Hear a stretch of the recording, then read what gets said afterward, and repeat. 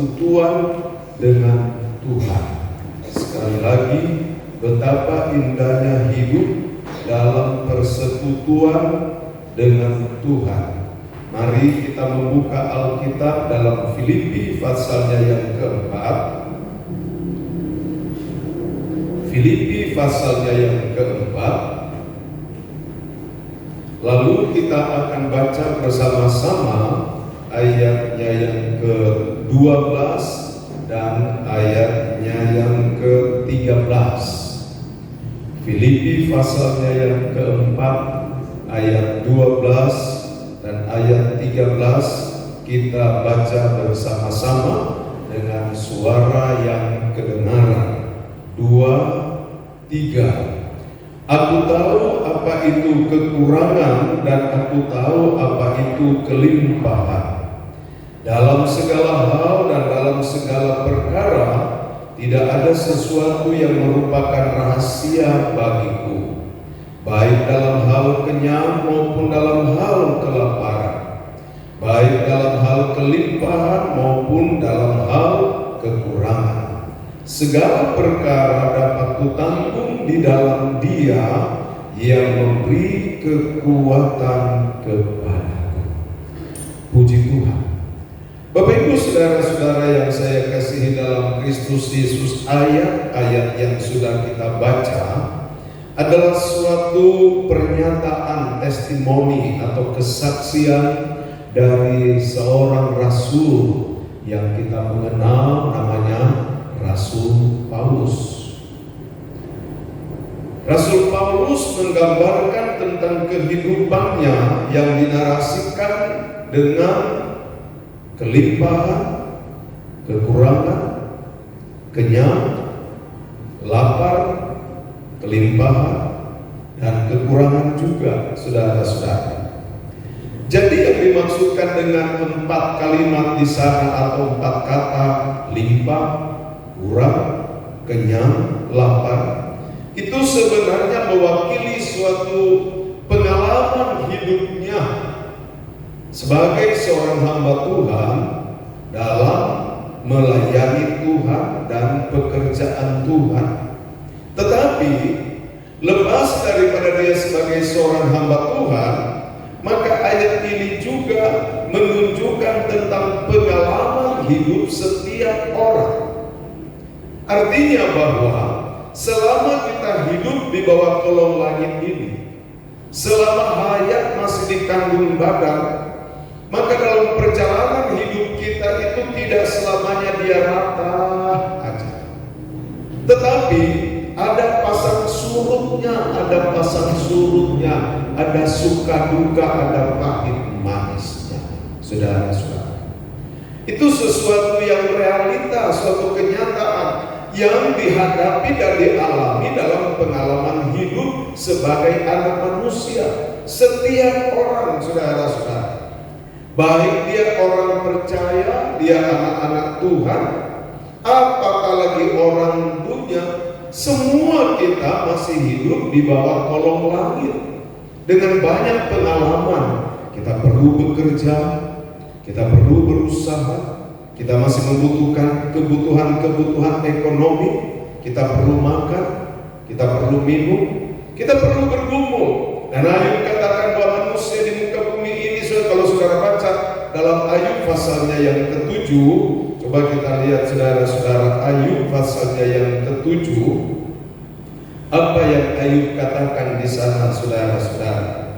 Ayub pasalnya yang ke-7, ayatnya yang pertama sampai dengan ayatnya yang kedua berkata begini, bukankah manusia harus bergumul di bumi dan hari-harinya seperti hari-hari orang upahan, seperti kepada seorang budak yang merindukan naungan, seperti kepada orang upahan yang menanti-nantikan upahnya. Itulah keadaan manusia, saudara. Pemazmur katakan, saudara, Ayub katakan, bukankah manusia harus bergumul di bumi? Kita masih di bumi dan kita penuh dengan pergumulan. Ada pergumulan-pergumulan. yang kita hadapi, saudara. Tuntutan-tuntutan hidup. Lepas dari segala tuntutan-tuntutan hidup, memenuhi kebutuhan tubuh nafsani ini, memenuhi kebutuhan hidup sebagai manusia di muka bumi, tetapi juga ada pergumulan-pergumulan, ada cobaan, ada beban, ada salib, ada peperangan rohani, saudara-saudara. Dan itu yang Rasul Paulus katakan, saudara-saudara, di dalam Filipi pasalnya yang keempat tadi. Aku tahu apa itu kekurangan dan aku tahu apa itu kelimpahan. Dalam ayatnya yang ke-12 bagian terakhir, baik dalam hal kenyang maupun dalam hal kelaparan, baik dalam hal kelimpahan maupun dalam hal kekurangan, ada pasang surutnya dalam hidup ini. Tetapi kita bersyukur kepada Tuhan sebagai orang percaya bahwa apapun pengalaman hidup itu, maka kita diberi kekuatan menghadapinya. Bisa bilang haleluya, saudara-saudara. Kita ada pertolongan.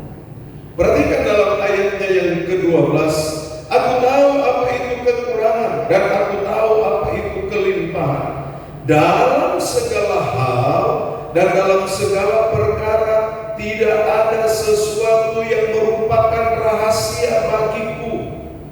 Jadi tidak ada sesuatu yang membuat dia, saudara-saudara, kaget atau membuat dia, saudara, kehilangan arah dalam hidupnya. Mau waktu kelimpahan, waktu dalam kekurangan, waktu kenyang, waktu lapar, dia tahu. Saudara-saudara, dia katakan dalam ayat ini, dalam segala hal dan dalam segala perkara tidak ada sesuatu yang merupakan rahasia bagiku. Atau saudara-saudara, dapat dikatakan, saudara, sebesar apapun saudara-saudara pergumulan itu, seberapa banyak pun masalah hidup itu, bagi Paulus itu bukan sesuatu persoalan lagi. Mengapa? Perhatikan di dalam ayat ini, saudara-saudara. Dalam segala hal dan dalam segala perkara tidak ada sesuatu yang merupakan rahasia bagiku, baik dalam hal kenyang maupun dalam hal kelaparan, baik dalam hal kelimpahan maupun dalam hal kekurangan. Segala perkara, haleluya. Perhatikan di sini dikatakan segala perkara, semua masalah. Bisa bilang haleluya, saudara-saudara. Tidak ada masalah, atau kita tidak bagi Paulus dia tidak bisa memilah-milah, saudara. Dia tidak memilih-milih. Oh, kalau senang baru saya mau ikut Tuhan. Kalau lagi senang berkelimpahan baru saya happy, saya penuh sukacita. Tidak, saudara-saudara. Segala perkara dikatakan dalam ayat ini dapat kutanggung di dalam Dia di sana huruf besar. Segala perkara dapat kutanggung di dalam Tuhan yang memberi kekuatan kepadaku. Haleluya. Bisa bilang haleluya, saudara-saudara. Jadi ternyata, saudara-saudara, kita ada pertolongan. Apapun masalah itu, apapun persoalan itu, tidak masalah bagi kita. Yang pertama harus kita ketahui sebagai anak-anak Tuhan, sebagai orang percaya, kita tidak boleh berdoa, saudara-saudara, Tuhan, jauhkan saya dengan pergumulan, bebaskan saya dengan masalah. Saudara, kita tidak dapat berdoa seperti ini. Memang kalau saudara membaca dalam Injil Matius, Yesus mengajar, kalau berdoa, Bapa kami dalam surga, dikuduskanlah namamu, datanglah kerajaanmu, jadilah kehendakmu di bumi seperti di surga. Berilah pada hari ini makanan kami yang secukupnya. Lalu apalagi, saudara-saudara? Dan apa? Lalu di situ dikatakan, lepaskanlah kami daripada yang jahat. Ya, Pak, siapa mungkin hafal ini? Biasanya kalau orang tua, kalau apalagi di daerah-daerah tuh hafal, karena tiap kali selesai setiap kali mau mulai ibadah biasa doa Bapak kami. Saya kira bagus juga kita terapkan di sini, saudara-saudara. Jadi biar semua hafal doa Bapak kami. Ya. Lalu di situ dikatakan, lepaskanlah kami daripada yang jahat. Itu doa Yesus ajarkan ketika anak-anak Tuhan, murid-muridnya belum dipenuhkan dengan Roh Kudus. Tapi ketika dipenuhkan dengan Roh Kudus, segala masalah persoalan bukan masalah. Kita dapat menghadapi, dan memang kita tidak bisa dijauhkan, dilepaskan, dibebaskan dari pergumulan.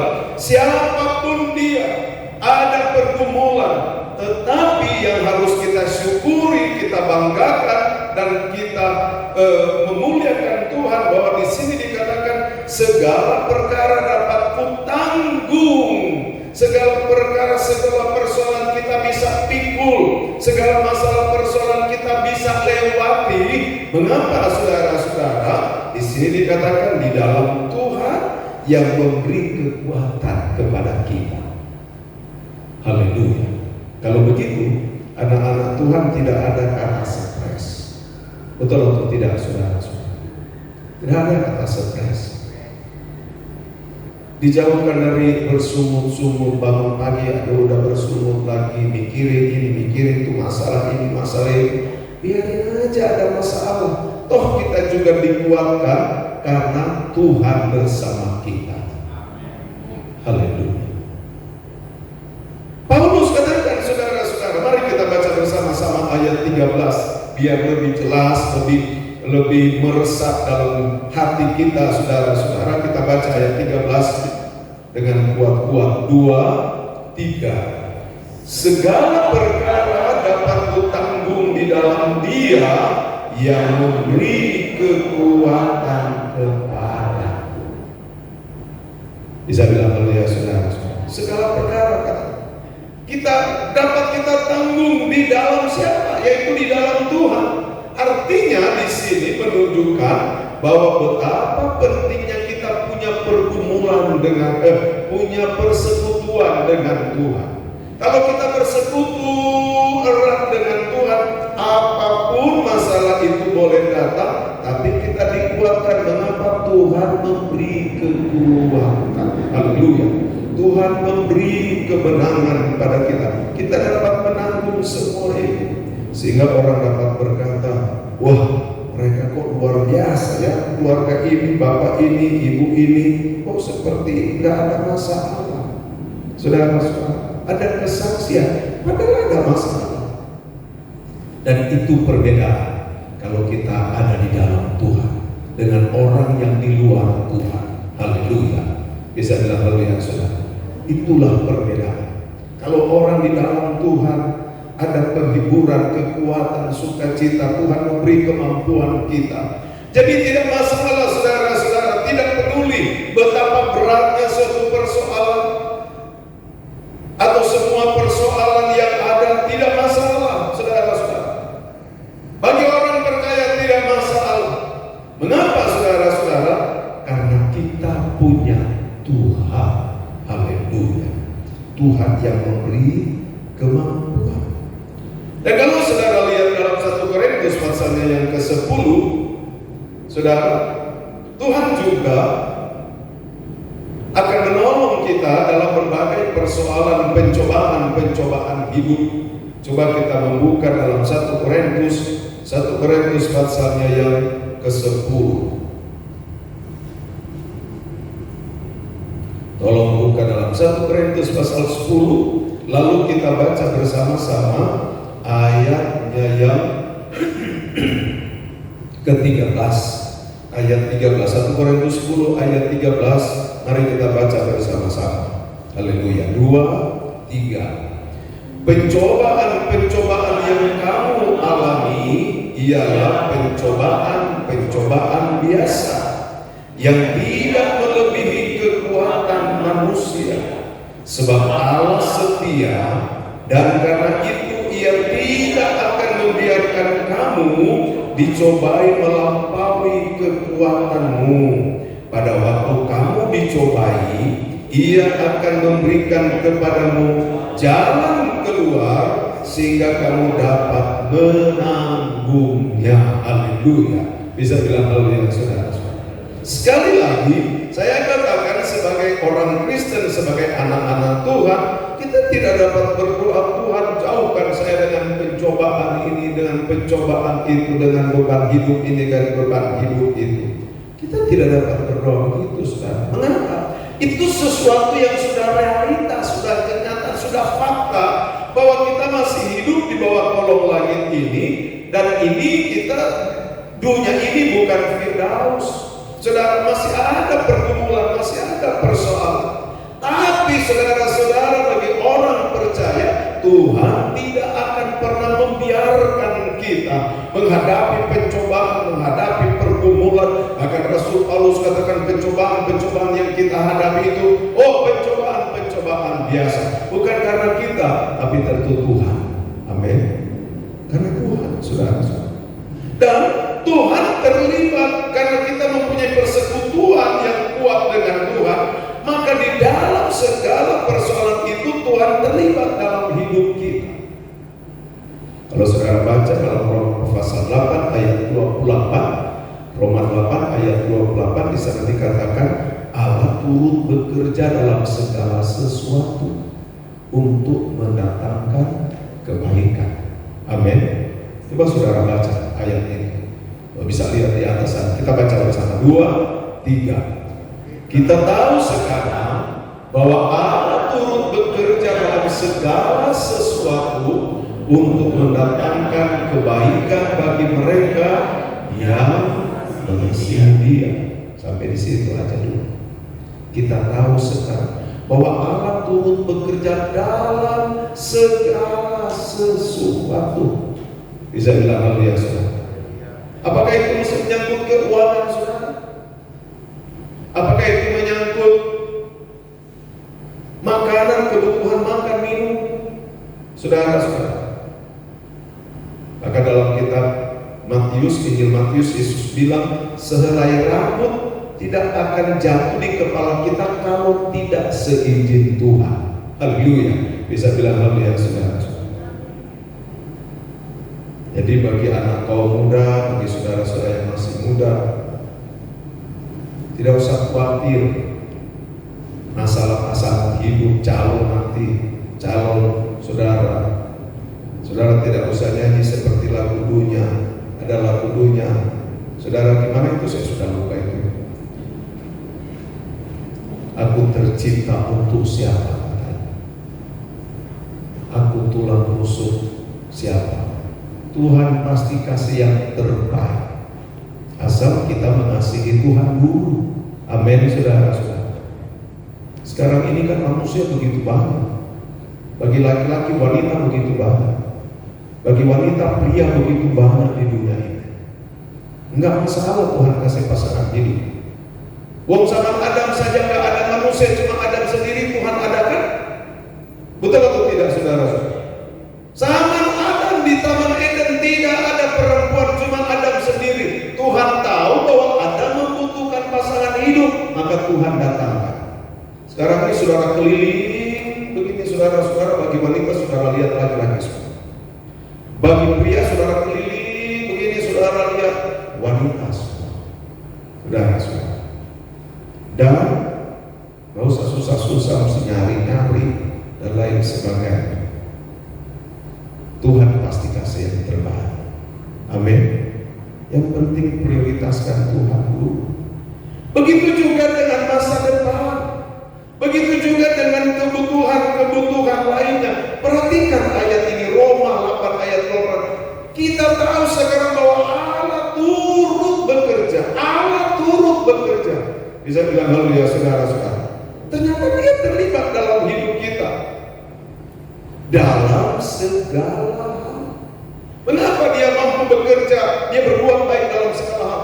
Wong Dia adalah Allah yang maha kuasa. Kuasanya tidak pernah terbatas. Tidak dapat dibatasi oleh jarak, tidak dapat dibatasi oleh waktu, tidak dapat dibatasi oleh keadaan, tidak dapat dibatasi oleh musim. Amin. Dia adalah Allah yang Maha Kuasa. Dan kalau kita kembali dalam 1 Korintus pasalnya yang ke-10 ayat 13 ini berkata begini, saya baca lagi, saudara perhatikan baik-baik dalam ayat ini. Saudara, 1 Korintus pasalnya yang ke-10 ayat 13, pencobaan-pencobaan yang kamu alami ialah pencobaan-pencobaan biasa yang tidak melebihi kekuatan manusia. Sebab Allah setia. Saudara garis bawahi, sebab Allah setia. Amin. Mengapa dia setia dengan kita? Karena kita ini adalah anak-anaknya. Dia sudah tebus kita dengan harga yang mahal lewat kematiannya di kayu salib. Itu sebabnya dia setia dengan kita. Kasihnya dia nyatakan lewat kematiannya di kayu salib. Luar biasa, saudara-saudara. Haleluya. Dan karena itu, Ia atau Tuhan tidak akan membiarkan kamu dicobai melampaui kekuatanmu. Kalau Tuhan tidak akan pernah membiarkan kita dicobai melampaui kekuatan kita, itu berarti Tuhan setiap saat mengamat-amati, memperhatikan kita, terlibat dengan kita, saudara. Dia terus kontrol. Kamu yang si A ini ada pencobaan, tapi Tuhan tidak akan izinkan pencobaan yang melebihi kekuatannya. Jadi artinya bahwa Tuhan terus bukan cuma memonitor, tapi Tuhan terlibat dalam hidup kita sebagai orang percaya. Haleluya. Selain dia tidak akan mengizinkan kita dicobai melampaui kekuatan kita, maka dikatakan dalam ayat selanjutnya, pada waktu kamu dicobai, haleluya, Ia atau Tuhan akan memberikan kepadamu jalan keluar sehingga kamu dapat menangguhnya. Bisa bilang haleluya, saudara-saudara. Pada waktu kamu dicobai, Dia akan memberi jalan keluar. Bukan cuma satu masalah, bukan cuma satu pencobaan, semua, saudara-saudara.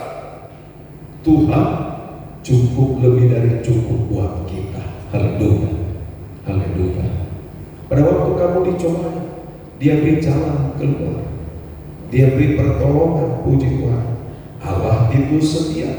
Dalam 1 Korintus pasalnya yang pertama, kalau saudara lihat di sana, saudara-saudara, 1 Korintus pasalnya yang pertama, ayatnya yang ke-9, firman Tuhan bilang begini, Allah yang memanggil kamu kepada persekutuan dengan anaknya Yesus Kristus, Tuhan kita adalah setia.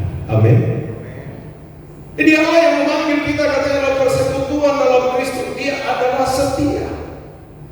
Kesetiaan Tuhan itu sudah tidak perlu diragukan, saudara-saudara. Kesetiaan Tuhan itu tidak perlu disangsikan, saudara-saudara. Untuk keselamatan kita aja, Dia karuniakan anaknya yang tunggal. Dia tidak sayang-sayang, saudara-saudara. Dia tidak tahan-tahan anaknya, saudara-saudara. Dia berikan, saudara, tergantung di kayu salib, mati supaya kita diselamatkan. Tidak cukup sampai di sana, ketika Yesus naik ke surga, Dia kirim Roh Kudus supaya Roh Kudus itu katanya tinggal di dalam kita, menyertai kita, memberi penghiburan, memberi kekuatan sampai akhir zaman. Haleluya. Allah itu setia. Dalam Pemasmur, kalau coba saudara mari kita lihat Mazmur 136. Satu pasal itu semua berbicara tentang bahwasanya Tuhan itu setia, saudara-saudara. Bahwasanya Tuhan itu setia. Mari kita baca, tidak apa-apa saudara, kita baca. Belum ada yang lapar kan saudara-saudara? Ya. Jadi kita baca satu pasal ya. Nanti kalau sudah lapar, tidak usah khawatir. Sebentar kita bisa pergi cari restoran, makan rame-rame bisa. Cari restoran yang mahal. Saudara, jangan takut. Kita cari aja. Karena sekarang lagi PSBB jam 7 sudah putus semua restoran. Jadi mari kita baca saudara-saudara ya. Kita baca satu fakta, tidak apa-apa.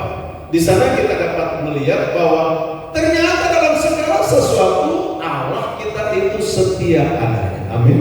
Coba kita baca mulai ayat 1 sampai ayat 26. 2, 3. Bersyukurlah kepada Tuhan sebab Ia baik, bahwasanya untuk selama-lamanya kasih setianya. Bersyukurlah kepada Allah segala Allah, bahwasanya untuk selama-lamanya kasih setianya. Bersyukurlah kepada Tuhan segala Tuhan, bahwasanya untuk selama-lamanya kasih setianya. Kepada Dia yang seorang diri melakukan keajaiban-keajaiban besar, bahwasanya untuk selama-lamanya kasih setianya. Kepada Dia yang menjadikan langit dengan kebijaksanaan, bahwasanya untuk selama-lamanya kasih setianya. Kepada Dia yang menghamparkan bumi di atas air, bahwasanya untuk selama-lamanya kasih setianya. Kepada Dia yang menjadikan benda-benda penerang yang besar, bahwasanya untuk selama-lamanya kasih setianya. Matahari untuk menguasai siang, bahwasanya untuk selama-lamanya kasih setianya. Bulan dan bintang-bintang untuk menguasai malam, bahwasanya untuk selama-lamanya kasih setianya. Kepada Dia yang memukul mati anak-anak sulung Firaun, bahwasanya untuk selama-lamanya kasih setianya. Dan membawa Israel keluar dari tengah-tengah mereka, bahwasanya untuk selama-lamanya kasih setianya. Dengan tangan yang kuat dan dengan lengan yang teracung, bahwasanya untuk selama-lamanya kasih setianya. Kepada Dia yang membelah laut Teberau menjadi dua belahan, bahwasanya untuk selama-lamanya kasih setianya.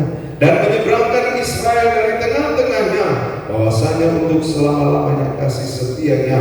Dan mencampakkan Firaun dengan tenteranya ke laut Teberau, bahwasanya untuk selama-lamanya kasih setianya. Kepada Dia yang memimpin umatnya melalui padang gurun, bahwasanya untuk selama-lamanya kasih setianya. Kepada Dia yang memukul raja-raja yang besar, bahwasanya untuk selama-lamanya kasih setianya. Dan membunuh raja-raja yang mulia, bahwasanya untuk selama-lamanya kasih setianya. Sihon raja orang Amori, bahwasanya untuk selama-lamanya kasih setianya. Dan Og raja negeri Basan, bahwasanya untuk selama-lamanya kasih setianya. Dan memberikan tanah mereka menjadi milik pusaka, bahwasanya untuk selama-lamanya kasih setianya. Milik pusaka kepada Israel hambanya, bahwasanya untuk selama-lamanya kasih setianya. Dan yang mengingat kita dalam kerendahan hati, dalam kerendahan kita, bahwasanya untuk selama-lamanya kasih setianya. Dan membebaskan kita daripada lawan kita, bahwasanya untuk selama-lamanya kasih setianya. Dia yang memberikan roti kepada segala makhluk, bahwasanya untuk selama-lamanya kasih setianya. Bersyukurlah kepada Allah semesta langit, bahwasanya untuk selama-lamanya kasih setianya. Bisa bilang haleluya saudara. Allah itu setia adanya. Ayat yang terakhir 2 Timotius 2 ayat 13. Sampai di mana Allah dalam kesetiaannya? 2 Timotius pasal 2 ayatnya yang ke-13. Saudara-saudara, kita akan baca ayat itu saudara dengan suara yang kedengaran. 2 Timotius pasal 2 ayat 13 kita baca bersama. 1, 2, 3. Jika kita tidak setia, Dia tetap setia, karena Dia tidak dapat menyangkal dirinya. Haleluya. Dia adalah Allah yang setia. Itu sebabnya biarlah kita terus bersekutu dengan Tuhan, hidup di dalam Tuhan, terus mempercayai Dia, melibatkan Tuhan dalam hidup kita, karena kita melihat bahwa Tuhan terlibat dalam hidup kita. Pergumulan, persoalan boleh datang, tapi kita terus mengalami kemenangan. Mengapa? Kita dapat melewati semua itu di dalam Tuhan yang memberi kekuatan kepada kita. Puji Tuhan, Tuhan memberkati kita semua.